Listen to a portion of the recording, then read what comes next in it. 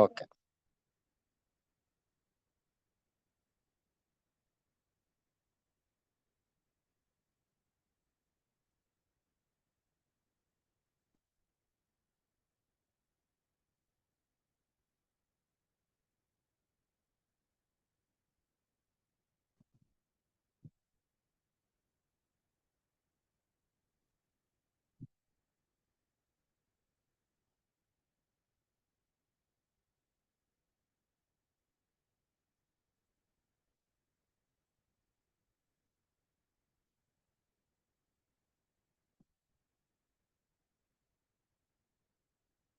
Two 2025 ಅಲ್ಲಿ ಬಹಳ ಅದ್ಭುತವಾದಂತ data interpretation ಕೇಳಿದ್ದಾರೆ. ಎಷ್ಟು ಚೆನ್ನಾಗಿದೆ ಅಂದ್ರೆ ವೆರಿ ನೈಸ್. 85 ಇದೆ. ಯಾವ್ದಾದ್ರು ಒಂದು ಓಪನ್ ಮಾಡೋಣ. ಹಿಸ್ಟ್ರಿ ಓಪನ್ ಮಾಡ್ತಾ ಇದೀನಿ ಇವತ್ತು.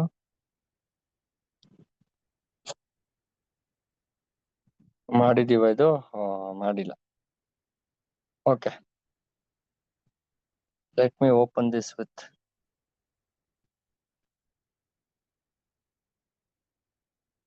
Samsung notes.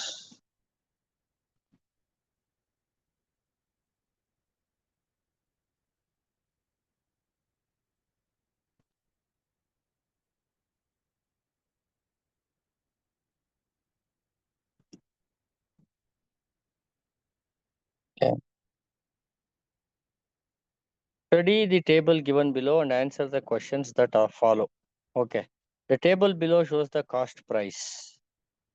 Okay. In rupees and sale price in rupees. Okay. Of 4 items for 5 years.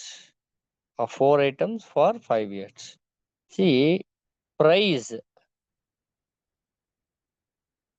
Remember one thing. Here the price are of two types. Buying price, selling price. This buying price is called as cost price, and the selling price is called as selling price. That's all. That's all. Nothing else. Sale price. Okay, don't confuse. So both sides they are mentioning cost price and sale price.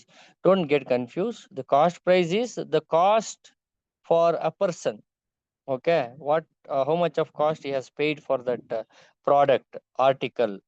That is indicated by the cost price, and for what price he sell it, that is indicated by sale price. That's all. So he buys, for example, in 2025 someone has purchased item A for 2 lakh and he sold the same for 2,30,000. That's all. This much you have to understand about this. Okay.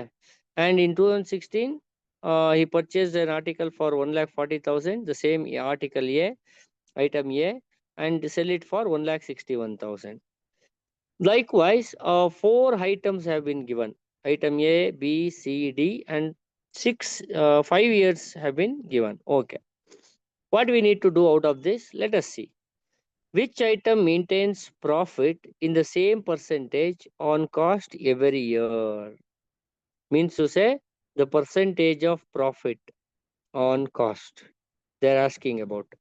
Which item is following the same? Let us see. So here 2 lakh, on 2 lakh the profit is 30,000 because he purchased it for 2 lakh and sell it for 2 lakh 30. So 30,000 is the profit. What is the percentage of 30,000 of 2 lakh? It comes to around 15%. Do you agree? 15%. Let us see the next one. For 1,40,000, what is the 50? What is 15%? So 14,000 plus 7,000 comes to 21,000. Yes, this is following. And come to this 2,10,000. So 10% is 21,000 plus 5% is 10,500. So it comes to 31,500. So yes, it is also having the difference of 31,500. And 1,85,000, 2,12,500. 1,85,000, 10% is 18,500. 5% is 9,250. Comes to 0, 5, 7, 7 2 27,750. So 27,750 plus 1,85,000. It comes to 1,85,000 comes to 750. 7 plus 5 2, and it comes to like 85,000, right? 138 381 2 lakh 12,750. 2 lakh 12,750. Yes, it follows. And finally 1 lakh 70,000. 10% is 70,000, and for plus 5% is half of this. How much? 8,500 comes to 5 15. So 2 lakh 25,500. 25,500. Yes, it is consistent. Item A is having consistent profit of 30% every year. Do you agree? Sorry, not 30, 15%. Every year they are following 15% of profit on cost price. If he buys purchases for 2 lakh, 15% profit. For 1 lakh 40, 15%, 2 lakh 10, 15, 1 lakh 85, 15, 1 lakh 70, 15% profit is added to the cost price to sell the product. Did you get it, guys? So the option is A. They have, if they have given A, B, C, D and all, we have to think about it. A is following, right? So let us answer, that is A, option 1. That's all. Which item has profit in the same percentage on cost? Which item has profit in the same percentage on cost during first to 2 and last 2 years only? First to 2 years and last to 2 years only, having the same percentage of profit. See, A is having first to 2 years also, only first to 2 years, profit, first to 2 years and the last to 2 years only, not all the years. So A is not, that is outrightly rejected. A is not. And come to B, 1 lakh 10,000, 10%, 1 lakh 50, 1 lakh 65, 10%, 1 lakh 60, 1 lakh 75,000. 10% of 1 lakh 60 is 16,000. Okay, it doesn't follow. B is doesn't follow because inside third year also its profit is 10% only. And come to C, 25,000, 28,750. It comes to 3,750. 3,750 means 15%. It comes to 15% because 2,500 is 10%, 1,250 is 5%. Putting them together, 3,750, it comes to 15%. So okay, so 27,500, 10% is 2,750 plus 1,000. How much? 375 comes to 5, and this one is 2, 8, 11, 3, 4. 4,125. 4,125 plus 27,500. So this is the calculation. 5, 2, 6, 1, 3. 31,625. Yes, it follows. Okay. First to 2 years, the profit is 15% only. C is following. Let us see the next one. This year, third year, it is the profit is only for 10%. And fifth year, 33,300. 33,300. 10%, 3,330. Half of this, 1,500. 150, 1,650, 1,665. 1,665. That's the profit, right? The first year, first to 2 years, the 15% profit. So 5,994, 4,995, 4,995. So 33,300 plus 4,995. 592,448. 38,295. Yes, 15% profit. And the last year, 34,000. On 34,000, 3,400 plus 1,700 comes to 00, and 145, 5,100. So yes, it follows. Item C is the correct answer. We are not checking the D because we got the result in B, C itself. So I am not checking the D. I thought that is waste of time because they have not given codes. Whether if A ಮತ್ತೆ C ಮತ್ತೆ D ಎರಡು ಇದ್ದಿದ್ರೆ ಕೆಳಗೆ code ಕೊಟ್ಟರು ಅವರು.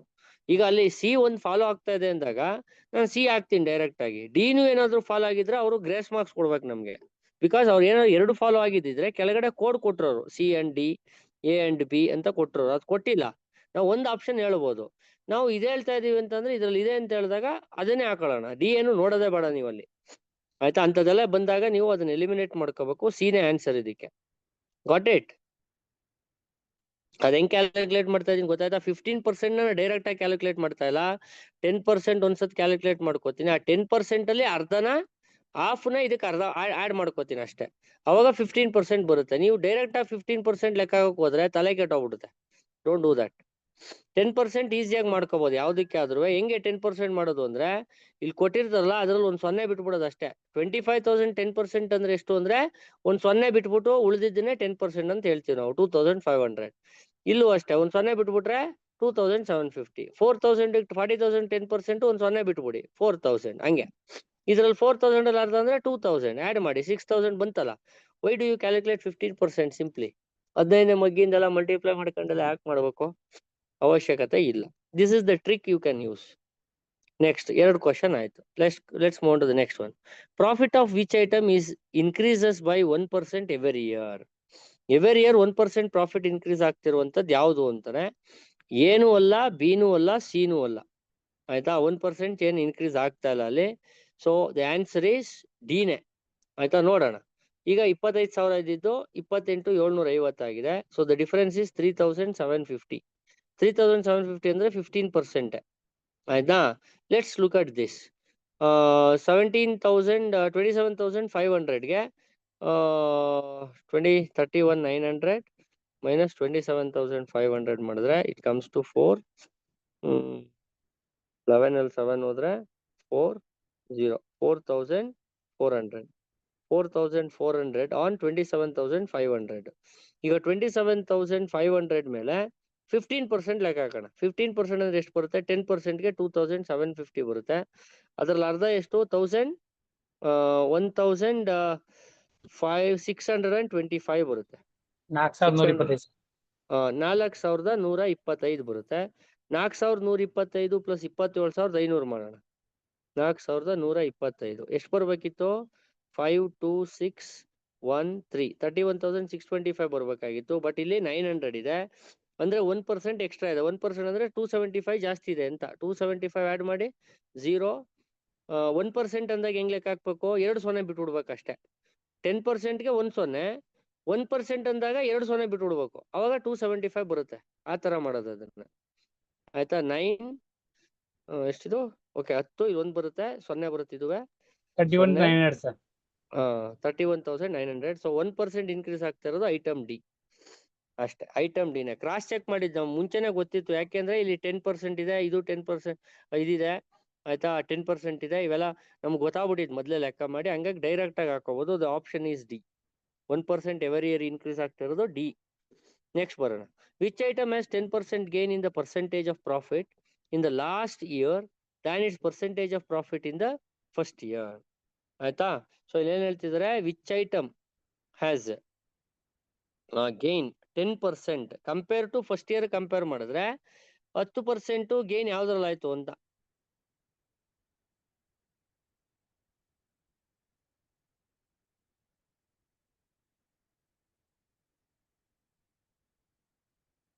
ಅಂದ್ರೆ for example ಈ question ನೋಡೋಣ.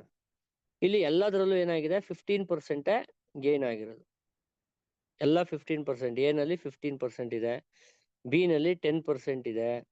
ಆಯ್ತಾ? ಎಲ್ಲ 10% ಇದೆ. ಅಂಡ್ ಮಧ್ಯದಲ್ಲೇನೋ ಸ್ವಲ್ಪ ವ್ಯತ್ಯಾಸ ಆಗಿದೆ. ಆಯ್ತಾ? ಐಟಮ್ ಸಿ ನಲ್ಲಿ ಬಂದ್ರೆ ಯಾವ ತರ ಚೇಂಜಸ್ ಆಯ್ತದೋ? 15% 15%. ಮೊದ್ಲ 2 ವರ್ಷ 15% ಆಗಿದೆ, ಕೊನೆ 2% 15% ಆಗಿದೆ. ಆಯ್ತಾ?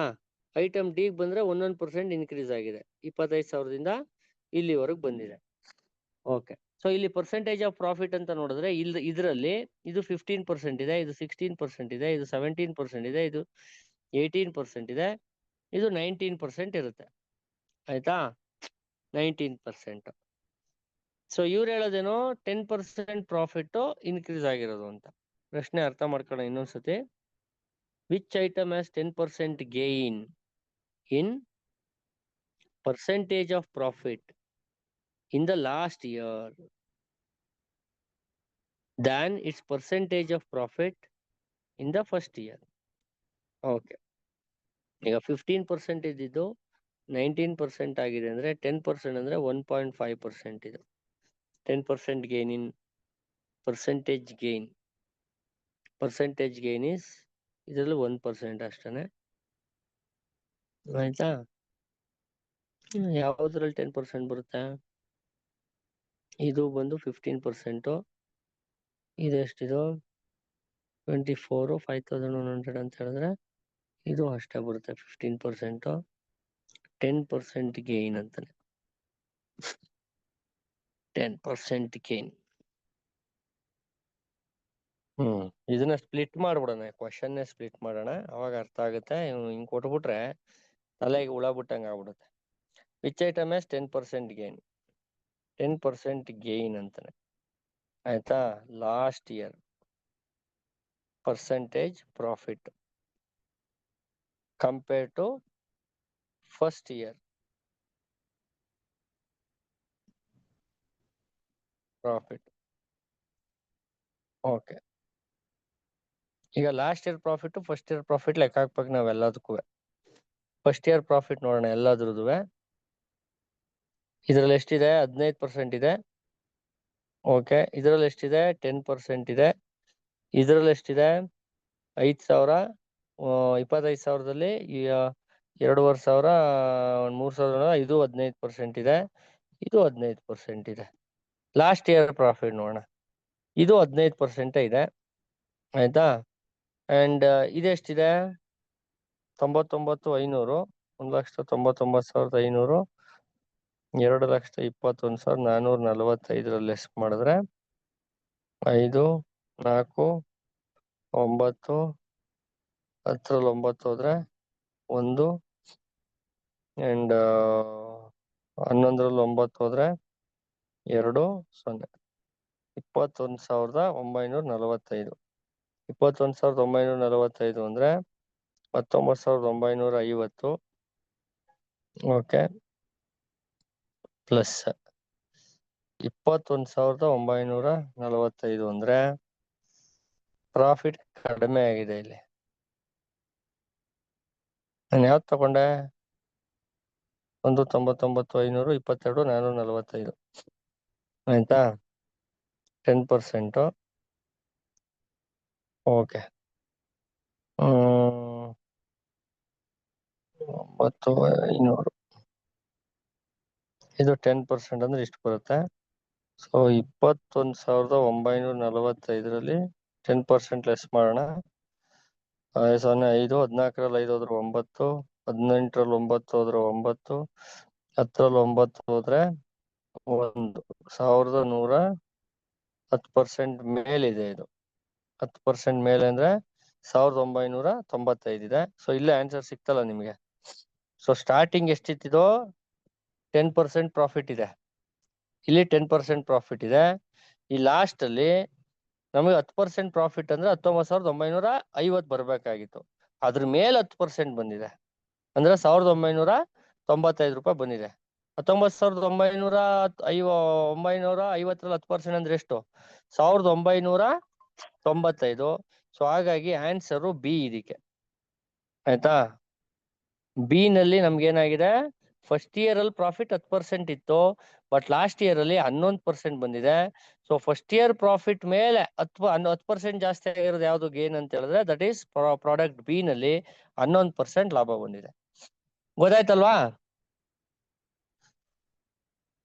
ನೆಕ್ಸ್ಟ್ ಬರೋಣ. What is the percentage of profit of sale price of D of item D in 2019 on the cost of 2015? Okay, what is the percentage profit of sale price selling price 2019 ತಗೋಬೇಕು. Cost price 2015 ತಗೋಬೇಕು. And ಯಾವ product D ತಗೋಬೇಕು. D in ಬರೋಣ. D 2015ರಲ್ಲಿ 25,000 ಇದೆ. And 2019ರಲ್ಲಿ 40,460 ಇದೆ. 25,000 40,460 ಸಾರಿ 40,000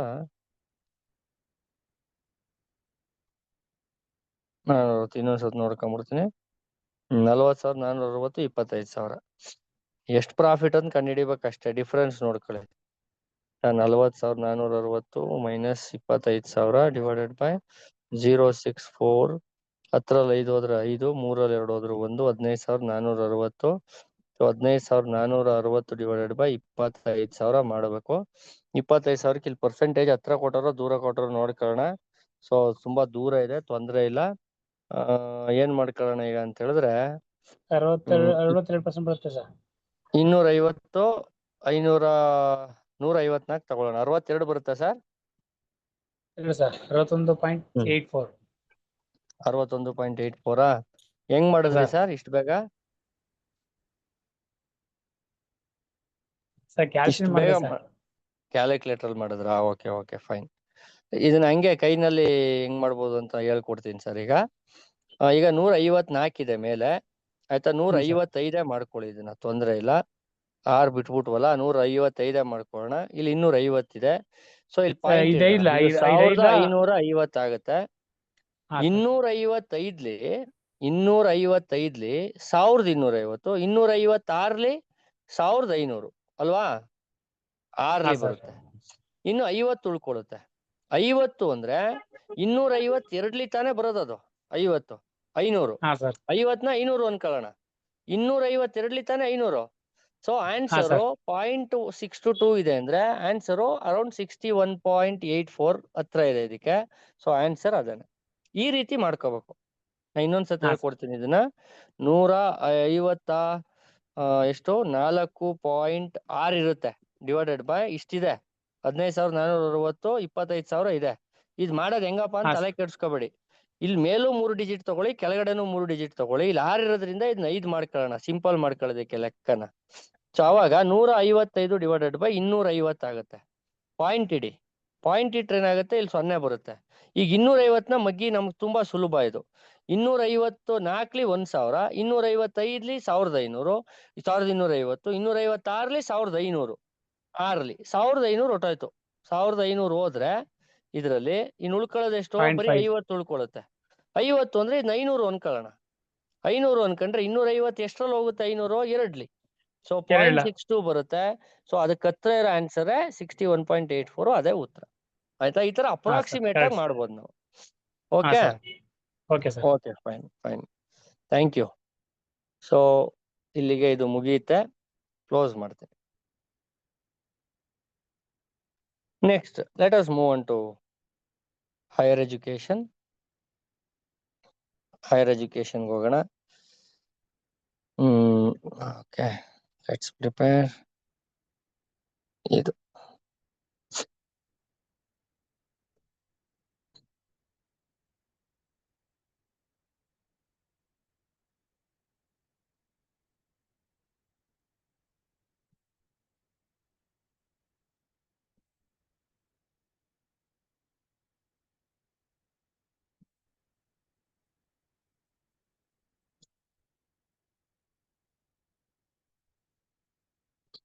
so ಇದು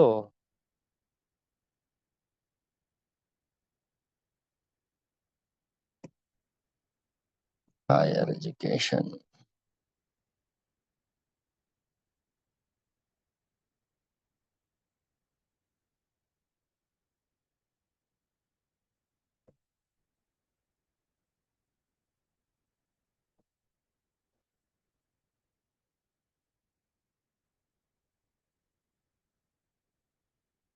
ಕಮಿಟಿದೆಲ್ಲ ಆಯ್ತು. You have a good idea now about the committees and ancient education. ಅದ್ರ ಬಗ್ಗೆ ಎಲ್ಲ ಒಳ್ಳೆ ಐಡಿಯಾ ಇದೆ ನಿಮ್ಗೆ ಇವಾಗ, ಆಯ್ತಾ? Professional technical skill development education in India. State open universities. ಇದು ಆಗಿತ್ತು. Technical education council. So All India Council for Technical Education. Okay. I think ಇದೆಲ್ಲ ಆಗಿತ್ತಾ? ವ್ಯಾಲ್ಯೂ ಎಜುಕೇಶನ್ ಇಲ್ಲಿವರೆಗೂ ಬಂದಿದ್ವಿ ಅನ್ಸುತ್ತೆ. If I am not wrong, we have to discuss about open universities ಆಯ್ತು. State open ಯೂನಿವರ್ಸಿಟೀಸ್ಗಳು ಬಗ್ಗೆ ಮಾತಾಡ್ಬೇಕು ಅಂತ ಅನ್ಸುತ್ತೆ. ಇಗ್ನೋ ಬಗ್ಗೆ ಎಲ್ಲ ತಗೊಂಬಂದು ನಿಲ್ಸಿದ್ದೆ ಅನ್ಸುತ್ತೆ. International activities, Indira Gandhi. Okay, Indira Gandhi national open university it's a national open university. So ಇದ್ರ ಮೇಲೆ ಸುಮಾರು ಕ್ವಶನ್ಸ್ಗಳು ಕೇಳಿದ್ದಾರೆ ಆಯ್ತಾ. ಈಗೆಲ್ಲ ಮರ್ತ್ಬಿಟ್ಟಿದ್ದಾರೆ, ಇದು ಕೇಳ್ತಾ ಇದ್ರು, ಈಗ ಸ್ವಲ್ಪ ಅಡ್ವಾನ್ಸ್ ಆಗಿದ್ದಾರೆ. ಈ ಇಗ್ನೋದವರು ಬಿಟ್ಟಿರುವಂತಹ university utilises audio video programme types ಅಂತ ಬರುತ್ತೆ, ಟೆಲಿಕಾನ್ಫರೆನ್ಸಿಂಗ್ ಅಂತ ಬರುತ್ತೆ. ಇಲ್ಲಿ ಜ್ಞಾನವಾಣಿ ಅಂದ್ರೆ ಇದು FM. ಇಗ್ನೋದವರ FM ರೇಡಿಯೋ ಹೆಸರೇನು ಅಂತ ಕೇಳ್ತಾರೆ, ಜ್ಞಾನವಾಣಿ. ಅಂಡ್ TV ಚಾನಲ್ ಯಾವುದು ಅಂತ ಕೇಳ್ತಾರೆ, Gyan Darshan. And computer network for imparting instructions, ಇವೆಲ್ಲವನ್ನು ಬಳಸ್ಕೋತಾರೆ. ಜ್ಞಾನವಾಣಿ, ಜ್ಞಾನ್ ದರ್ಶನ್ ನೆನಪಲ್ಲಿ ಇರ್ಲಿ. ಇದು ಇಗ್ನೋದವ್ರು ಯೂಸ್ ಮಾಡುವಂತಹ ರೇಡಿಯೋ FM ಮತ್ತೆ ಟೆಲಿವಿಷನ್ ಚಾನಲ್, ಇದನ್ನ ಕೇಳ್ತಾರೆ ಆಯ್ತಾ. ನೆಕ್ಸ್ಟ್ ಇನ್ನೇನ್ ಟೆಕ್ನಿಕಲ್ ಥಿಂಗ್ಸ್ ಇದೆ ಇಲ್ಲಿ, ಏನು ಇಲ್ಲ. ಎಸ್ಟಾಬ್ಲಿಷ್ ಆಗಿದ್ದು ಇಗ್ನೋ ವಾಸ್ ಎಸ್ಟಾಬ್ಲಿಷ್ಡ್ ಇನ್ 1985. ಅದೊಂದು ನೆನಪಲ್ಲಿ ಇಟ್ಕೊಳ್ಳಿ, ಅಷ್ಟೇ ಸಾಕು. ಇಂಟರ್ನ್ಯಾಷನಲ್ ಆಕ್ಟಿವಿಟೀಸ್ ಕೂಡ ಮಾಡುತ್ತೆ IGNOU. Besides presence in many countries, IGNO is offering distance education programs in collaboration with UNESCO and International Institute for Capacity Building in many parts of Africa. IGNO plays an active role in SARC, ಆಯ್ತಾ, Consortium for Open Distance Learning. ಆಯ್ತಾ, ಏನದು SARC Consortium for Open and Distance Learning, ಅದರ short form ಇದು. ಕೇಳ್ಬೋದು SACODIL ಅಂದ್ರೆ ಏನು ಅಂತ, SAARC consortium for open and distance learning ಅಂತ. ಮತ್ತೆ ಗ್ಲೋಬಲ್ ಮೆಗಾ ಯೂನಿವರ್ಸಿಟೀಸ್ ನೆಟ್ವರ್ಕ್, ಆಯ್ತಾ, ಗ್ಲೋಬಲ್ ಮೆಗಾ ಯೂನಿವರ್ಸಿಟೀಸ್ ನೆಟ್ವರ್ಕ್ ಅಂತೇಳಿ GMU ನೆಟ್ ಅಂತ ಅದೊಂದು. ಇವೆಲ್ಲ ಇಗ್ನೋದವರ ಅಸೋಸಿಯೇಷನ್ ಆಯ್ತಾ. ನೋಡಿ ಯಾವ್ದೋ ಸಾಕ್ಷಾತ್ is one stop education portal was launched on 30th October 2006 to facilitate lifelong learning for students, teachers, employees, or for those in pursuit of knowledge. Free of cost. ಸಾಕ್ಷಾತ್ ಅಂತೇಳಿ ಒಂದು ಎಜುಕೇಶನಲ್ ಪೋರ್ಟಲ್ ನ open ಮಾಡಿದ್ದಾರೆ 2016 ಅಲ್ಲಿ ಆಯ್ತಾ. Free ಆಗಿ ಎಲ್ಲನೂ ಕಲಿಯೋದಿಕ್ಕೆ ಅಂತ ಹೇಳಿ. The content development task for Sakshat was looked after by the content advisory committee, national knowledge network. ಇವರು ಅದನ್ನ ನೋಡ್ಕೋತಾರೆ ಆಯ್ತಾ. Content advisory committee, national knowledge network interconnects all universities, libraries, laboratories, hospitals, agricultural institutions for sharing data and computing resources across the country over high-speed information network having gigabyte capabilities. ಆಯ್ತಾ, ಇವರು ಎಲ್ಲರೂ ಒಟ್ಟಿಗೆ ತರ್ತಾರೆ, national knowledge network ಅವರು. Next state open universities. ಈ open ಯೂನಿವರ್ಸಿಟೀಸ್ಗಳಂತ ಇದಾವೆ. there are 13 state open universities in India ಅಂತಿದೆ. But at present 1 minute, ಎಷ್ಟು open ಯೂನಿವರ್ಸಿಟಿಗಳಿದಾವೆ? How many state open universities are present in India? 1 minute, sir. Okay. There are currently 13 state open universities. Currently as well, there are 13 state open universities in India. ಇವಾಗ್ಲೂ ಕೂಡ 13 ಇರೋದು. Doctor BR Ambedkar open university Hyderabad, Rajasthan Vardhaman Mahaveer open university, Nalanda open university Patna Bihar, Yashwantrao Chavan Maharashtra open university Nashik Maharashtra, Madhya Pradesh Bhoj open university Bhopal Madhya Pradesh. ಆಯ್ತಾ, list ಇದೆ ನೋಡಿ. Baba Saheb Ambedkar open university Ahmedabad Gujarat, Karnataka state open university Mysuru Karnataka, Netaji Subhash open university Kolkata, Rajarshi Tandon open university Allahabad, Tamil Nadu open university Chennai, Sundarlal Sharma open university Bilaspur Chhattisgarh, Uttarakhand open university Haldwani Uttarakhand, Krishna Kanta Handique state open university Gauhati. So 13 state open ಸಿಟೀಸ್ಗಳಿದಾವೆ ನಾವು state open ಗಳು ಅಲ್ಲಿ yesterday ಚರ್ಚೆ ಮಾಡಿದ್ವಾ sir? ಅದು ಮಾಡಿರಲಿಲ್ಲ ಅನ್ಕೋತೀನಿ. ಇಲ್ಲ ಮಾಡಿರಲಿಲ್ಲ ಸರ್. ಸ್ಟೇಟ್ ಓಪನ್ ಯೂನಿವರ್ಸಿಟಿಗಳು 13 ಸ್ಟೇಟ್ ಓಪನ್ ಯೂನಿವರ್ಸಿಟೀಸ್ಗಳಿದ್ದಾವೆ. ಓಕೆ, ಇವನು ಕೂಡ UGCನ ನೋಡ್ಕೊಳ್ಳೋದು. ಮೊದಲು ಡಿಸ್ಟೆನ್ಸ್ ಎಜುಕೇಶನ್ ಕಮಿಷನ್ ಅಂತ ಇತ್ತು, ಅದನ್ನ ಮರ್ಜ್ ಮಾಡ್ಬಿಟ್ರು UGC ಜೊತೆಗೆ. Okay, professional technical and skill development education in India ಬಗ್ಗೆ ನೋಡೋಣ. ಇಲ್ಲಿ ಪ್ರೊಫೆಷನ್ ಅಂತ ಬಂದಾಗ there are various professional institutes which look after professional educations. ಆಯ್ತಾ, ಇಲ್ಲಿ ಹೇಳ್ತಾರೆ ನೋಡಿ ಯಾವ್ದ್ಯಾವ್ದು ಅಂತ ಹೇಳಿ. ಪ್ರೊಫೆಷನಲ್ ಎಜುಕೇಶನ್ಸ್ ನೋಡ್ಕೊಳ್ಳೋದಕ್ಕೆ medical council of India, dental council of India, Indian nursing council, council of architecture, bar council of India, pharmacy council of India, Indian council of agriculture research, rehabilitation council of India, central council of homeopathy, central council of Indian medicine, veterinary council of India, ಜೊತೆಗೆ ICAI ಅಂತಾನು ತಿಳ್ಕೊಳ್ಳಿ, Indian institute of chartered accountants of India, ICSI ಅಂತ ಬರುತ್ತೆ, institute of company secretaries of India, ICWA ಅಂತ ಬರುತ್ತೆ, institute of cost and works accountant ಅಂತ ಬರುತ್ತೆ. ಇವೆಲ್ಲವೂ ಕೂಡ ಪ್ರೊಫೆಷನಲ್ ಬಾಡಿಗಳು, ಪ್ರೊಫೆಷನಲ್ ನಾಲೆಡ್ಜ್, ಪ್ರೊಫೆಷನಲ್ ಕೋರ್ಸ್ಗಳನ್ನ ನೋಡ್ಕೊಳ್ತಾ ಇರುವಂತವು. ಈಗ ಟೆಕ್ನಿಕಲ್ ಎಜುಕೇಶನ್ ಅಂತ ಒಂದು ಬರುತ್ತೆ. ಟೆಕ್ನಿಕಲ್ ಎಜುಕೇಶನ್ ಅಂತ ಅಂದ ತಕ್ಷಣ ಬರೋದು ಯಾವ್ದು ಅಂತ ಹೇಳಿದ್ರೆ, ಎಕ್ಸಾಂಪಲ್ ಕೇಳಿದಾರೆ ಈಗ ACU. ಲಾಸ್ಟ್ ಇಯರ್ ಅಲ್ಲೇ. AICTU ಅಲ್ಲ ಸರ್?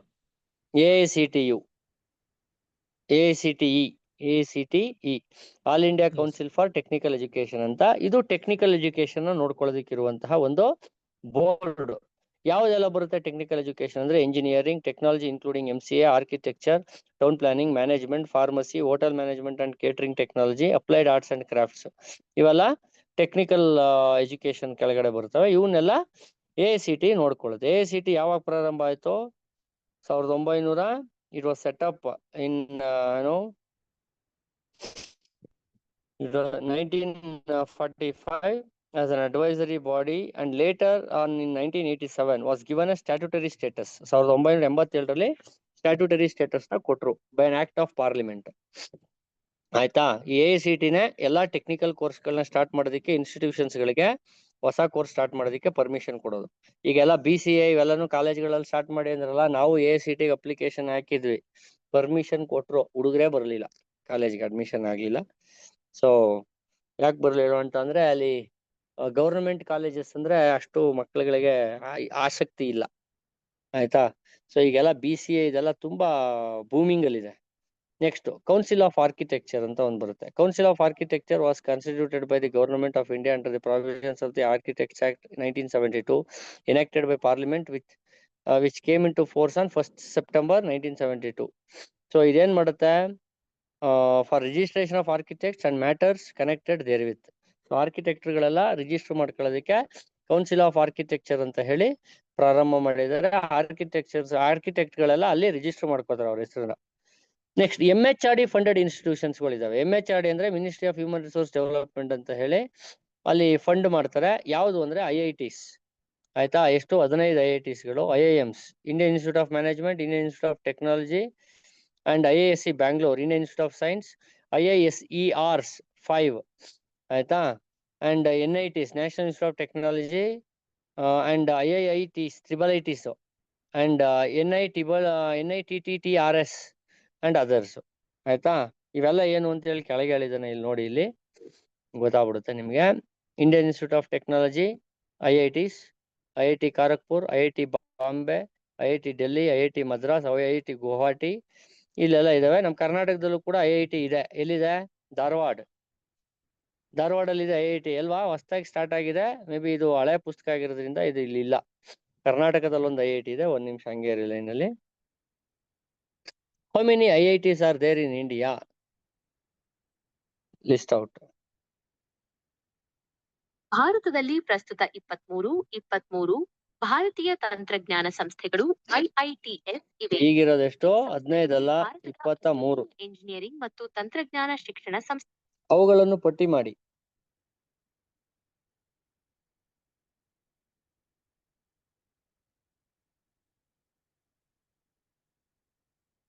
ನಾನು ಹಿಂದೆ ನೀಡಿದ ಉತ್ತರ 23 IITಗಳನ್ನು ಪಟ್ಟಿ ಮಾಡಿ. ಖಂಡಿತ ಭಾರತದಲ್ಲಿರುವ 23 ಐಐಟಿಗಳ ಐಐಟಿಎಸ್ ಸಂಪೂರ್ಣ ಪಟ್ಟಿ ಇಲ್ಲಿದೆ. ಭಾರತದಲ್ಲಿರುವ 23 ಐಐಟಿ ನಾನೇ ಹೇಳ್ಬಿಡ್ತೀನಿ. IIT Kharagpur West Bengal, IIT Bombay Maharashtra, IIT Madras Tamil Nadu, IIT Kanpur Uttar Pradesh, IIT Delhi, IIT Guwahati Assam, IIT Roorkee Uttarakhand, IIT Bhuvaneshwari Odisha, IIT Hyderabad Telangana, IIT Gandhinagar Gujarat, IIT Patna Bihar, IIT Ropar Punjab, IIT Jodhpur Rajasthan, IIT Indore Madhya Pradesh, IIT Mandi Himachal Pradesh, IIT Uttar Pradesh Varanasi, IIT Palakkad Kerala, IIT Tirupati Andhra Pradesh, IIT Dhanbad Jharkhand, IIT Bhilai Chhattisgarh, IIT Goa, IIT Jammu and Kashmir, IIT Dharwad Karnataka. ಇದು ಎಸ್ಟಾಬ್ಲಿಷ್ ಆಗಿದ್ದು ಯಾವಾಗಪ್ಪ ಅಂದ್ರೆ ಐಐಟಿ ಧಾರವಾಡ 2016ರಲ್ಲಿ, ಆಯ್ತಾ. 16ರಲ್ಲಿ 15ರಲ್ಲಿ ಹೆಚ್ಚು ಕಡಿಮೆ 2 4 6 7 ಐಐಟಿ ಸ್ಟಾರ್ಟ್ ಆಗಿದೆ. 2012ರಲ್ಲಿ ಒಂದು ಸ್ಟಾರ್ಟ್ ಆಗಿದೆ, ಇನ್ನು ಉಳಿದವೆಲ್ಲ ಅದ್ರ ಹಿಂದೆ ಸ್ಟಾರ್ಟ್ ಆಗಿದ್ದು. ನಮ್ಮ ಇಂಡಿಯಾದಲ್ಲಿ ಫಸ್ಟ್ ಸ್ಟಾರ್ಟ್ ಆದ ಐಐಟಿ ವೆಸ್ಟ್ ಬೆಂಗಾಳಲ್ಲಿ ಐಐಟಿ ಖರಗ್ಪುರ್, ಅದೇ ಫಸ್ಟ್ ಐಐಟಿ ಇಂಡಿಯಾದಲ್ಲಿ. ಓಕೆ, ನೆಕ್ಸ್ಟ್ ಬರೋಣ. ನನ್ನ ಮಾತು ಕೇಳಿಸ್ತಾ ಇದೆ ಅಲ್ವಾ? Next Indian institute of managements ಬಂದ್ರೆ ಎಷ್ಟಿದಾವೆ? ಲೊಕೇಟೆಡ್ ಅಹಮದಾಬಾದ್, ಕೋಲ್ಕತ್ತಾ, ಬ್ಯಾಂಗ್ಳೂರ್, ಲಕ್ನೋ, ಇಂದೋರ್, ಕೋಝಿಕೋಡು, ಶಿಲ್ಲಾಂಗ್. ಇವೆಲ್ಲ MHRD ಫಂಡೆಡ್ ಇನ್ಸ್ಟಿಟ್ಯೂಟ್ಸ್. ಅಷ್ಟು ಮಾತ್ರ ತಲೆಯಲ್ಲಿರ್ಲಿ. ಇನ್ನು ಅದಕ್ಕಿಂತ ಡೀಪ್ ಆಗಿ ಅವ್ರು ಕೇಳೋದಕ್ಕೆ ಹೋಗೋದಿಲ್ಲ. ನೆಕ್ಸ್ಟ್ ಬರೋಣ. National institute of Indian institute of science ಬೆಂಗಳೂರಲ್ಲಿದೆ. ಇದು ಆಕ್ಚುಲಿ ಸ್ಟಾರ್ಟ್ ಆಗೋದಕ್ಕೆ ಕಾರಣಕರ್ತರು ಯಾರು ಅಂತ ಹೇಳಿದ್ರೆ ನಮ್ಮ ಒಂದು ಮೈಸೂರಿನ ರಾಜರು, ಆಯ್ತಾ. ನೋಡಿ ಹೇಳ್ತಾರೆ, Indian institute of science IISc Bengaluru was started in 1909 through the pioneer vision JN Tata. ಇವರು ಪ್ರಾರಂಭಿಸ್ತಾರೆ. ಬಟ್ ಜಾಗ ಎಲ್ಲಿದೆ ಅಂತ ಕೇಳಿದಾಗ, ಬನ್ನಿ ಸ್ವಾಮಿ ನಮ್ಮ ಹತ್ರ ಜಾಗ ಇದೆ ಅಂತ ಜಾಗ ಕೊಟ್ಟವರು ನಮ್ಮ ರಾಜಶ್ರೀ ನಾಲ್ವಡಿ ಕೃಷ್ಣರಾಜ ಒಡೆಯರ್ ಅವರು. ನೋಡಿ, ಪ್ರಾರಂಭ ಆಗಿರೋದು 1909ರಲ್ಲಿ. ಈ ಟೈಮೇ ನಾಲ್ವಡಿ ಕೃಷ್ಣರಾಜ ಒಡೆಯರು ರಾಜರಾಗಿದ್ದಂಥದ್ದು. ಸಾಕಷ್ಟು ಅಭಿವೃದ್ಧಿ ಕಾರ್ಯಗಳನ್ನ ಮಾಡಿದ್ದು, ಆಯ್ತಾ. ಸೊ JN ಟಾಟಾದವರು ದುಡ್ಡು ಕೊಡ್ತಾರೆ, ಜಾಗನ ನಮ್ಮ ರಾಜರು ಕೊಡ್ತಾರೆ ಕಟ್ಟೋದಿಕ್ಕೆ through the pioneer. Okay, the institute has been engaged in higher learning and advanced research in the fields of science and engineering. ಆಯ್ತಾ, ಅಷ್ಟು ಸಾಕು, ಇನ್ನೇನ್ ಜಾಸ್ತಿ ಬೇಡ, ಆಯ್ತಾ. ಇದು ಪ್ರಪಂಚದ ವರ್ಲ್ಡ್ ರ್ಯಾಂಕಿಂಗ್ ಅಲ್ಲಿ IISc ತುಂಬಾ ಟಾಪ್ ಅಲ್ಲಿ ಇದೆ. ನಮ್ಮ ಇಂಡಿಯಾದಲ್ಲೇ ನಂಬರ್ 1 ಹೈಯರ್ ಎಜುಕೇಶನ್ ಇನ್ಸ್ಟಿಟ್ಯೂಟ್ ಇದು IISc. ಅದನ್ನ ಕೇಳ್ತಾನೆ, ರ್ಯಾಂಕಿಂಗ್ ಕೇಳ್ತಾನೆ, ದಯವಿಟ್ಟು ಪಕ್ಕದಲ್ಲಿ ಬರ್ಕೊಳ್ಳಿ. ಹೈಯರ್ ಎಜುಕೇಶನ್ ಇನ್ಸ್ಟಿಟ್ಯೂಟ್ಸ್ ರ್ಯಾಂಕಿಂಗ್ ಅಂತ ಬರುತ್ತೆ. ಆ ರ್ಯಾಂಕಿಂಗ್ ಯಾವ್ಯಾವ ತರ ರ್ಯಾಂಕಿಂಗ್ ಗಳಿದಾವೆ, ನಮ್ಮ ಇಂಡಿಯಾದ ಇನ್ಸ್ಟಿಟ್ಯೂಟ್ಸ್ ಯಾವ್ಯಾವ ಪೊಸಿಷನ್ ಇದಾವೆ ಈಗ ಪ್ರೆಸೆಂಟು, ಅದನ್ನ ನೀವು ದಯವಿಟ್ಟು ನಾಳೆ ನನ್ಗೆ ಹೇಳ್ಬೇಕು, ಆಯ್ತಾ. ಸೊ ಅದು ಹೋಮ್ ವರ್ಕ್ ನಿಮ್ಗೀಗ. Based on the recommendations of engineering personnel committee, national institute of technology ಅಂತೇಳಿ ಪ್ರಾರಂಭ ಮಾಡ್ತಾರೆ, ಆಯ್ತಾ. ಸಾಕಷ್ಟು ಪ್ರಾರಂಭ ಆಗ್ತವೆ. ಯಾವ ಕಮಿಟಿ ಇದನ್ನ ರೆಕಮೆಂಡ್ ಮಾಡಿದ್ದು? ಇಂಜಿನಿಯರಿಂಗ್ ಪರ್ಸನಲ್ ಕಮಿಟಿ ಅಂತ ಹೇಳಿ, ಆಯ್ತಾ. Set up by the planning commission of 1955. ಇವರು ರೆಕಮೆಂಡ್ ಮಾಡಿದ್ಮೇಲೆ ನ್ಯಾಷನಲ್ ಇನ್ಸ್ಟಿಟ್ಯೂಟ್ ಆಫ್ ಟೆಕ್ನಾಲಜಿ ಅಂತೇಳಿ NITs ಅಂತ ತೆರೀತಾರೆ, ಆಯ್ತಾ. ಸೊ ಇವೇನು ಅಂದ್ರೆ 8 ರೀಜನಲ್ ಇಂಜಿನಿಯರಿಂಗ್ ಕಾಲೇಜಸ್ ಅನ್ನ ಪ್ರಾರಂಭಿಸುವಂಥದ್ದು.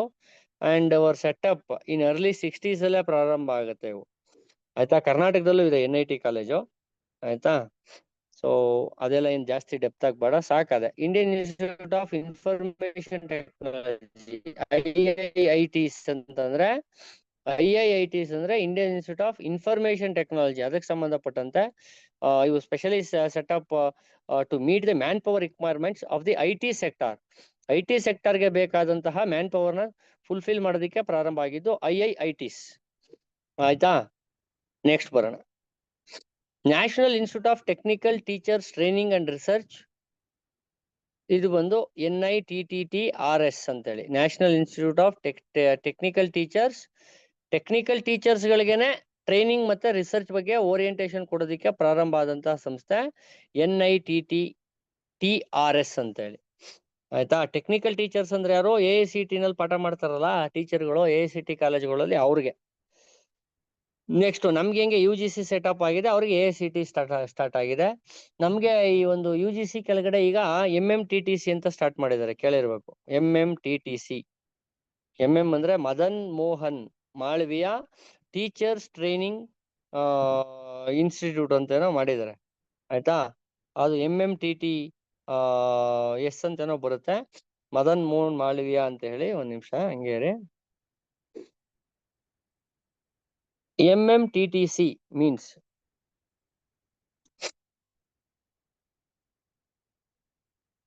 MMTC ಎಂದರೆ minerals and metals. Madan Mohan Malaviya teachers training centre. Commission ಇರ್ಬೇಕು. ನೀವು ಕೇಳಿದ Madan Mohan Malviya teachers training centre Madan Mohan Malviya teachers training centre ಎಂಬ ಹೆಸರಿನಿಂದ ಪ್ರಸಿದ್ಧವಾದ ಯಾವುದೇ ಕೇಂದ್ರದ ಬಗ್ಗೆ ನನಗೆ ನಿರ್ದಿಷ್ಟ ಮಾಹಿತಿ ಲಭ್ಯವಿಲ್ಲ. ಇದು ಗೊತ್ತಿಲ್ಲ. ಅದು MMTTC ಅಂತ ಇದೆ. ಅದು Madan Mohan Malaviya teachers training centre ಅಂತ ಹೇಳಿ. ಅದ್ರ ಕೆಳಗಡೆನೆ ನಮ್ಗೆಲ್ಲ UGC ಕೆಳಗಡೆ ಬರುವಂತಹ ಎಲ್ಲಾ ಟೀಚರ್ಸ್ ಗಳಿಗೆ ಟ್ರೈನಿಂಗ್ ನಡೆಯೋದು. ಆಯ್ತಾ, MMTTC ಅಂತ ಹೇಳಿ. ಆಯ್ತಾ, ಓಕೆ. ನೆಕ್ಸ್ಟ್ ಬರೋಣ. ರೀಸೆಂಟ್ ಗವರ್ನಮೆಂಟ್ ಇನಿಷಿಯೇಟಿವ್ಸ್ ಅಂತ ಬಂದಾಗ, ಇದು ರೀಸೆಂಟ್ ನೋಡ್ಕೋಬೇಕು, ಇದು ತುಂಬಾ ಹಳದಿದು. ಅದೊಂದು ಬರ್ಕೊಳ್ಳಿ. ನಾಳೆ ಬರ್ಬೇಕಾದ್ರೆ ಒಂದು ರ್ಯಾಂಕಿಂಗ್ ಇನ್ಸ್ಟಿಟ್ಯೂಟ್ಸ್ ಗಳು ಯಾವಿದಾವೆ, ಇನ್ನೊಂದು ರೀಸೆಂಟ್ ಏನೋ ಗವರ್ನಮೆಂಟ್ ಇನಿಷಿಯೇಟಿವ್ಸ್ ಏನೇನೆಲ್ಲ ಮಾಡಿದ್ದಾರೆ ಹೈಯರ್ ಎಜುಕೇಶನ್ ಫೀಲ್ಡ್ ಅಲ್ಲಿ ಫ್ರಮ್ 2023 to 2025 ಇಲ್ಲಿವರೆಗೆ ಏನೇನಾಗಿದೆ ಅಷ್ಟು ಲಿಸ್ಟ್ ನಾನೇ ಕಳ್ಸ್ಕೊಡ್ತೀನಿ ನಿಮ್ಗೆ. ನಾಳೆ ಅದನ್ನ ಚರ್ಚೆ ಮಾಡೋಣ. ಆಯ್ತಾ. Next, extremely aided projects in technical education. Externally aided projects in technical education ಅಂತ ಬಂದ್ರೆ technical education quality improvement programme ಅಂತ ಇದು ಎಲ್ಲ ಏನ್ ಬೇಡ. ಇದು ಸ್ಕಿಲ್ ಡೆವಲಪ್ಮೆಂಟ್ ಇನ್ ಇಂಡಿಯಾ, ಇದು ತುಂಬಾ ಇಂಪಾರ್ಟೆಂಟ್. ಸ್ಕಿಲ್ ಡೆವಲಪ್ಮೆಂಟ್ಗೆ ಸಾಕಷ್ಟು ಇನಿಷಿಯೇಟಿವ್ಸ್ ತಗೋತಾ ಇದೆ ಇಂಡಿಯಾದಲ್ಲಿ. ಕಾರಣ ಅದು ಸೆಂಟ್ರಲ್ ಗವರ್ಮೆಂಟ್ ಪ್ರಧಾನ ಮಂತ್ರಿ ಕೌಶಲ್ಯ ವಿಕಾಸ್ ಯೋಜನೆ ಅಂತ ಒಂದ್ ಬರುತ್ತೆ. ಇದು 2000 ಫ್ಲಾಗ್ಶಿಪ್ ಯಾವ್ದ್ರ ಕೆಳಗಡೆ ಬರುತ್ತೆ, ministry of skill development and entrepreneurship ಅನ್ನೋ ಮಿನಿಸ್ಟ್ರಿ ಕೆಳಗಡೆ ಬರುವಂತದ್ದು. ಆಬ್ಜೆಕ್ಟಿವ್ ಏನು ಅಂದ್ರೆ ಎಲ್ಲರೂ ಸ್ಕಿಲ್ ಅಪ್ ಮಾಡ್ಬೇಕು ಅಂತ. ಈಗ ನೋಡಿ, ನಮ್ಮ ಅಮೆರಿಕಾದವ್ರು ಏನ್ ಮಾಡ್ಬಿಟ್ರು, US ಅವರು ನಮ್ಗೆ ಟ್ಯಾರಿಫ್ ಹಾಕಿದ್ರು, ಜೊತೆಗೆ H1B ವೀಸಾ ತಗೊಳೋದಕ್ಕೆ ಅದೆಷ್ಟೋ ಲಕ್ಷ ದುಡ್ಡನ್ನ ಕಟ್ಟಬೇಕು ಅಂತ ಹೇಳಿ ಮಾಡಿದ್ರು. ಇದ್ ಮಾಡಿದ್ರಿಂದ ಏನಾಗ್ತಾ ಇದೆ, ಅಮೆರಿಕಾದಲ್ಲಿ ಇದ್ದಂತಹ ಕಂಪನಿಗಳೆಲ್ಲ ನಮ್ಮ ಇಂಡಿಯಾ ಕಡೆ ಡೈವರ್ಟ್ ಆಗ್ತಾ ಇದಾವೆ.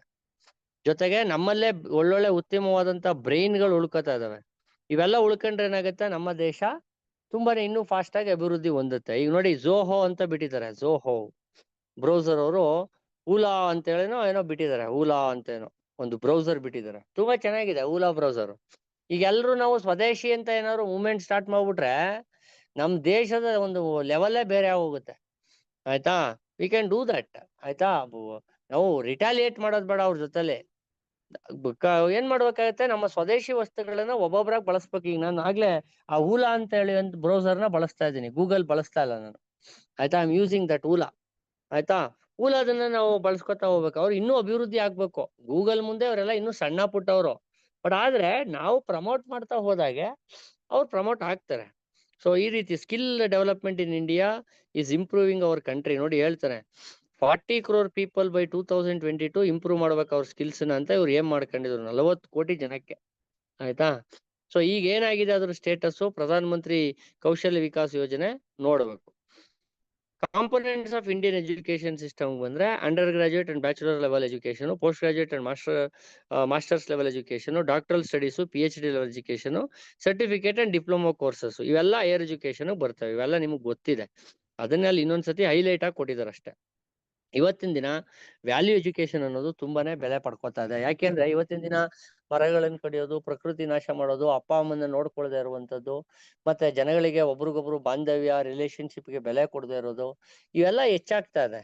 ಇದನ್ನೆಲ್ಲ ತಡಿಬೇಕಾದ್ರೆ ವ್ಯಾಲ್ಯೂ ಎಜುಕೇಶನ್ ಅನ್ನೋದು ತುಂಬಾ ಮುಖ್ಯ ಆಗುತ್ತೆ.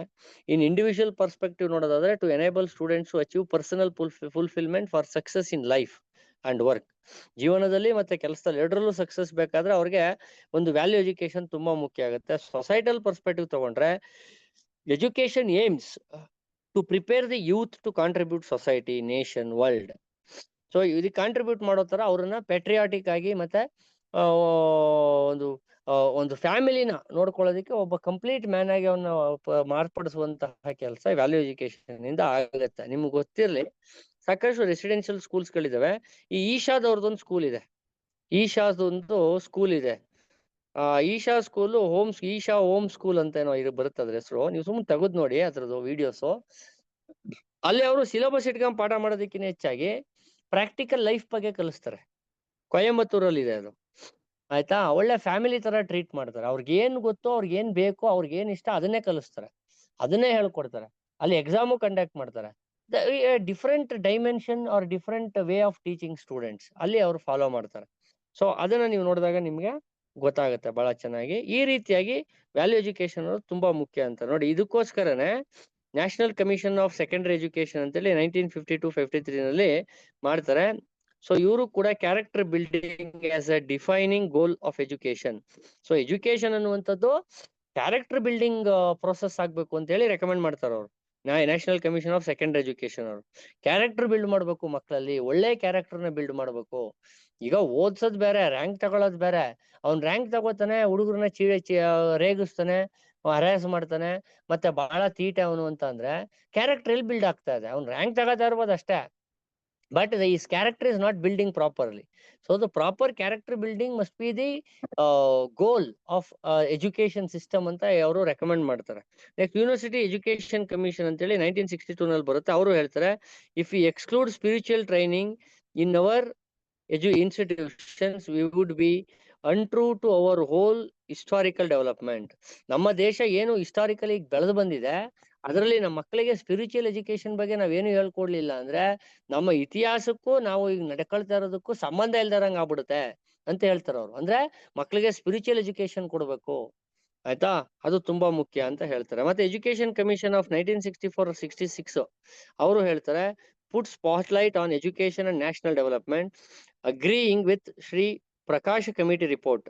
Aitha recommended direct moral instructions for which 1 or 2 periods a week should be set aside in the school timetable. Moral education ಕೊಡಬೇಕು ಅಂತ ಇವ್ರು ರೆಕಮೆಂಡ್ ಮಾಡ್ತಾರೆ, ಪ್ರಕಾಶ್ ಕಮಿಟಿ ರಿಪೋರ್ಟ್ ಅವರು, ಆಯ್ತಾ.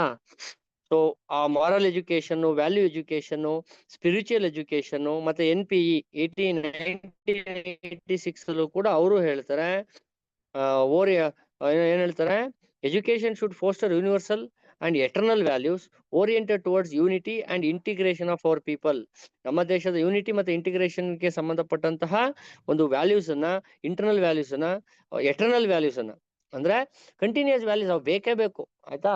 ಆ ವ್ಯಾಲ್ಯೂಸ್ಗಳು ಯಾವತ್ತಿದ್ರು ಸಮಾಜಕ್ಕೆ ಒಳ್ಳೇದನ್ನ ಬಯಸುವಂತ ವ್ಯಾಲ್ಯೂಸ್ಗಳು, ಶಾಶ್ವತವಾದಂತ ವ್ಯಾಲ್ಯೂಸ್ಗಳನ್ನ ಅವ್ರು ಕಲಿಸ್ಬೇಕು, ಅವ್ರನ್ನ ಅದರ ಕಡೆಗೆ ಓರಿಯೆಂಟ್ ಮಾಡಬೇಕು ಅಂತ ಹೇಳ್ತಾರೆ ಇಲ್ಲಿ. Next NPE programme of action 1992 ಅವರು ಕೂಡ ಹೇಳ್ತಾರೆ, value education into the ಏನ್ ಹೇಳ್ತಾರೆ, integrate the various components of value education into the curriculum at all stages of school education including the secondary stage ಅಂತಾರೆ. Value education ಅಲ್ಲೂ ಕಲಿಸ್ಬೇಕು. ಇವತ್ತು ಏನಾಗ್ಬಿಟ್ಟಿದ್ದಾರೆ, ಈಗ ಟೀಚರ್ಸ್ಗಳಿಗೂ ವ್ಯಾಲ್ಯೂ ಎಜುಕೇಶನ್ ಬಗ್ಗೆ ಟ್ರೈನಿಂಗ್ ಕೊಡ್ತಾರೆ. ಯಾಕೆ, ಏನಂತ ಕೊಡ್ತಾರೆ, ನೀವು ಪಾಠ ಮಾಡಕ್ ಹೋಯ್ತಿರಪ್ಪ ಕಾಲೇಜ್ಗೆ, ಕ್ಲಾಸ್ಗೆ ಹೋಯ್ತಿರಿ, ಹೋಗ್ಬಿಟ್ಟು ಏನ್ ಮಾಡ್ತೀರಿ, ಸಿಲೆಬಸ್ ಇಟ್ಕೊಂಡು 4 ಪ್ರಾಬ್ಲಮ್ ಸಾಲ್ವ್ ಮಾಡಿಸ್ಬಿಟ್ಟು ಸಿಲೆಬಸ್ ಎಲ್ಲ ಮುಗೀತು ಅಂತ ಅಂದ್ಬಿಟ್ಟು ನಿಮ್ ಪಾಡಗ್ ನೀವು ಆಗ್ಬಿಡ್ತೀರಾ.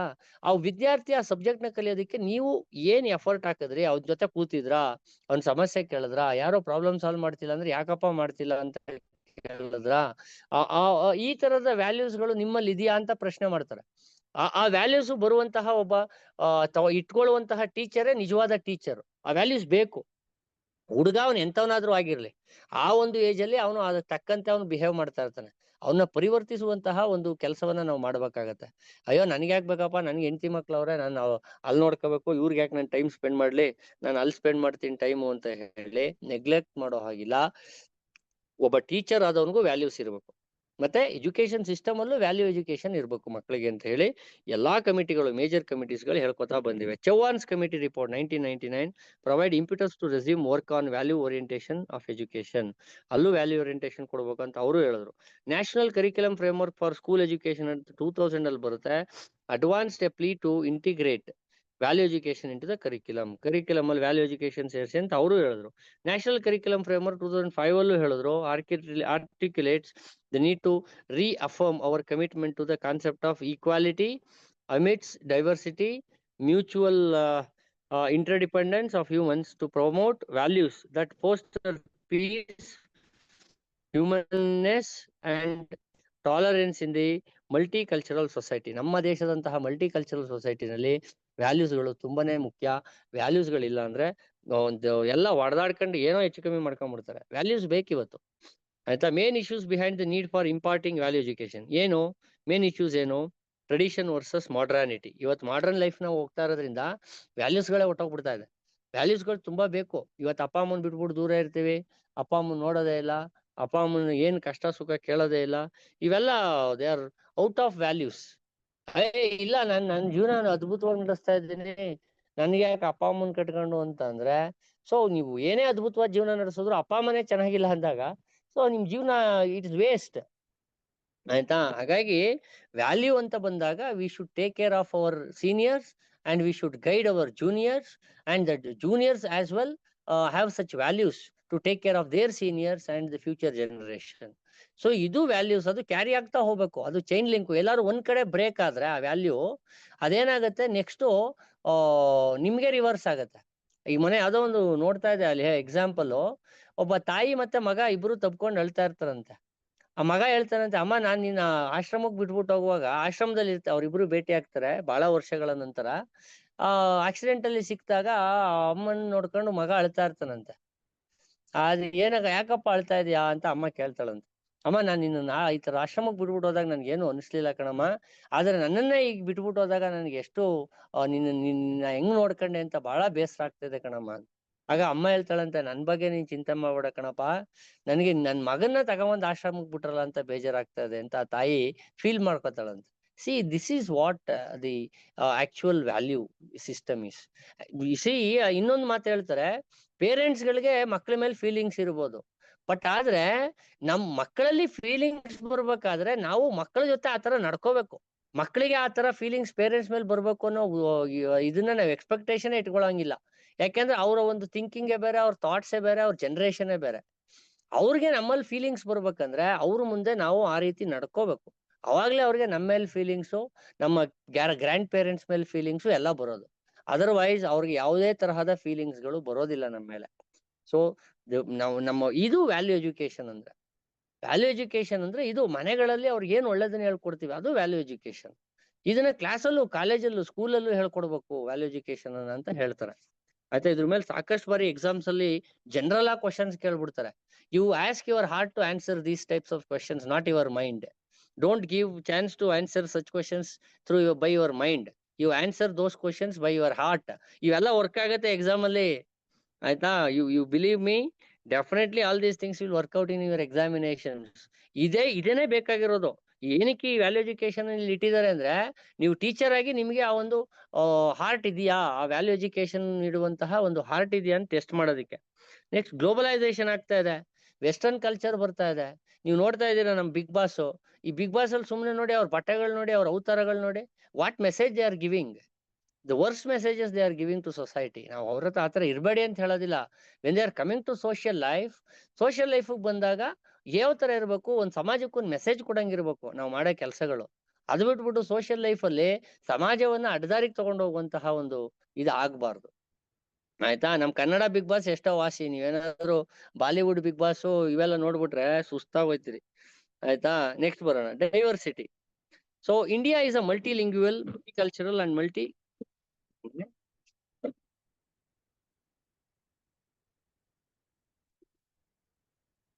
ಡೈವರ್ಸಿಟಿ ಅಂದ್ರೆ ಎಲ್ಲ ಕಲ್ಚರ್ ಸಿಕ್ಕಾಪಟ್ಟೆ ಡೈವರ್ಸ್ ಇರೋದ್ರಿಂದ ನಮಗೆ ಈ ಒಂದು ವ್ಯಾಲ್ಯೂ ಎಜುಕೇಶನ್ ಬೇಕು. ಇನ್ಕ್ಲೂಸಿವಿಟಿ ಅಂದ್ರೆ ಹೆಲ್ತಿ ಹ್ಯಾಪಿ ಸೊಸೈಟಿ ಬೇಕು ಅಂತ ಹೇಳಿದ್ರೆ ನಮಗೆ ವ್ಯಾಲ್ಯೂ ಎಜುಕೇಶನ್ ಬೇಕು. Environment, making children sensitive to environment and the needs for its protection. ಅವ್ರನ್ನ ಪರಿಸರಕ್ಕೆ ಸಂಬಂಧಪಟ್ಟಂತೆ ಬಹಳ ಸೆನ್ಸಿಟಿವ್ ಆಗಿ ಬೆಳೆಸ್ಬೇಕಾದ್ರೆ, ಪರಿಸರಕ್ಕೆ ಗೌರವ ಕೊಡೋ ತರ ಅವ್ರನ್ನ ಬೆಳೆಸ್ಬೇಕಾದ್ರೆ ಈ ವ್ಯಾಲ್ಯೂ ಎಜುಕೇಶನ್ ತುಂಬಾ ಮುಖ್ಯ. Exploring world of science and technology. ಇವತ್ತು ಸೈನ್ಸ್ ಟೆಕ್ನಾಲಜಿ ತುಂಬಾನೇ ಎಕ್ಸ್ಪ್ಲೋರ್ಡ್ ಆಗ್ತಾ ಇದೆ. ಇಲ್ಲಿ ವ್ಯಾಲ್ಯೂಸ್ ಅನ್ನೋದು ತುಂಬಾ ಮುಖ್ಯ ಆಗುತ್ತೆ. Mass and social media major ubiquitous aspects of contemporary society is the intrusion of mass media into day-to-day life. ಇವತ್ತಿನ ಸೋಷಿಯಲ್ ಮೀಡಿಯಾದಲ್ಲಿ ನಾವು ಏನೆಲ್ಲ ನೋಡ್ತಾ ಇದೀವಿ ಅಂದ್ರೆ ಇವತ್ತು ವರ್ಸ್ಟ್ ಆಗ್ಬಿಟ್ಟಿದೆ ಸೋಷಿಯಲ್ ಮೀಡಿಯಾ.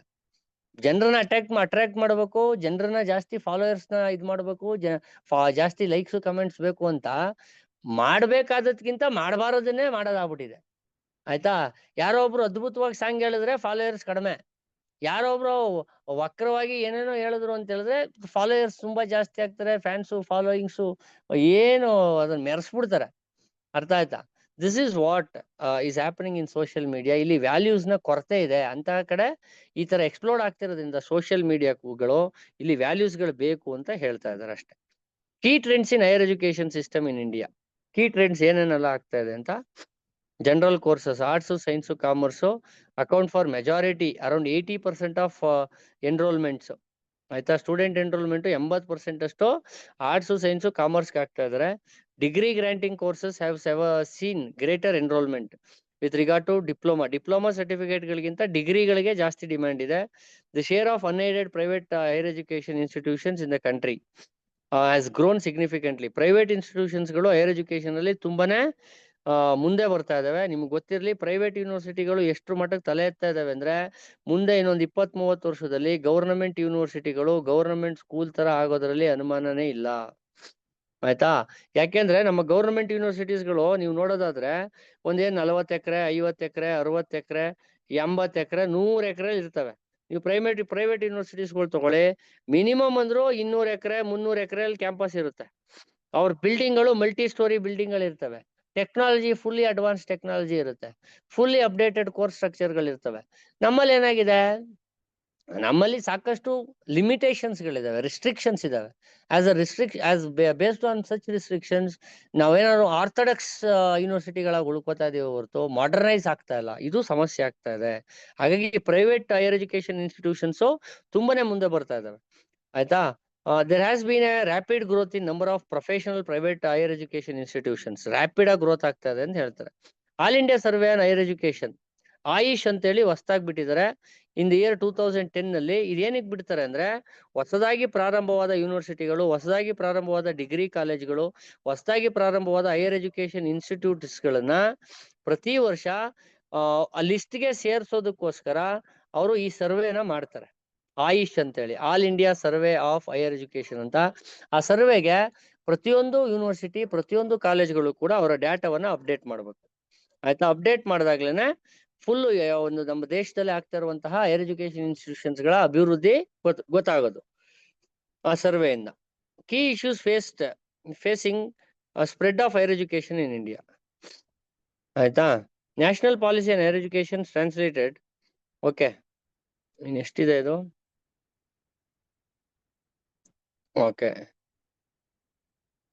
ಓಕೆ, ನಿಮ್ಗೆ ಇನ್ಫಾರ್ಮೇಶನ್ ಓವರ್ಲೋಡ್ ಆಗ್ಬಿಡುತ್ತೆ. ಇಷ್ಟಿರ್ಲಿ, ನಾನು ಮತ್ತೆ ಇದನ್ನ ಕಂಟಿನ್ಯೂ ಮಾಡ್ತೀನಿ. ನಾನು ನಿಮ್ಗೆ ಕಾಂಪನ್ಸೇಟ್ ಮಾಡೋದಕ್ಕೆ ಎಕ್ಸ್ಟ್ರಾ ಕ್ಲಾಸ್ ತಗೋತೀನಿ ಅಂತ ಹೇಳಿದ್ದೆ 2 days.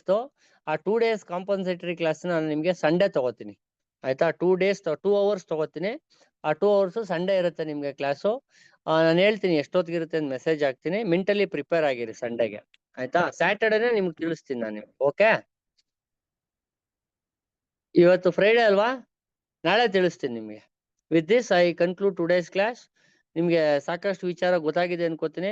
ಯಾರು ಇದನ್ನ ಏನು ಲೇಟೆಸ್ಟ್ ಆಗಿ ನಾನು ನಿಮ್ಗೆ ಏನು ನ್ಯೂಸ್ ಇದೆ ಹೇಳಿದೆ, ಆ ರ್ಯಾಂಕಿಂಗ್ ಒಂದು, ಮತ್ತೆ ಇನ್ನೊಂದು ಯಾವ್ದು ಹೇಳಿದ್ ನಾನು, ರೀಸೆಂಟ್ ಡೆವಲಪ್ಮೆಂಟ್ಸ್ ಏನಾಗಿದೆ ಹೈಯರ್ ಎಜುಕೇಶನ್ ಅಲ್ಲಿ ಅಂತ, ಅದು ನಾನೇ ಕಳಿಸ್ತೀನಿ. ನೀವು ರ್ಯಾಂಕಿಂಗ್ ಮಾಡೋದು ಯಾವ್ದಾವ್ದಿದೆ, ನಮ್ಮ ಇನ್ಸ್ಟಿಟ್ಯೂಷನ್, ನಮ್ಮ ಇಂಡಿಯನ್ ಇನ್ಸ್ಟಿಟ್ಯೂಟ್ಸ್ ಯಾವ್ದಾವ್ದು ಒಳ್ಳೆ ರ್ಯಾಂಕ್ ಅಲ್ಲಿ ಇದೆ ಅಂತ ಹೇಳಿ ಅದೊಂದು ರೆಡಿ ಮಾಡಿ ಸಾಕು. ಆಯ್ತಾ? ಮತ್ತೆ ಚರ್ಚೆ ಮಾಡೋಣ. With this I conclude today's class. Thank you very much. ನಾಳೆ ಸಿಗೋಣ. Have a good day. Any doubts? Hope you don't have any doubts. I terminate the class now. Thank you.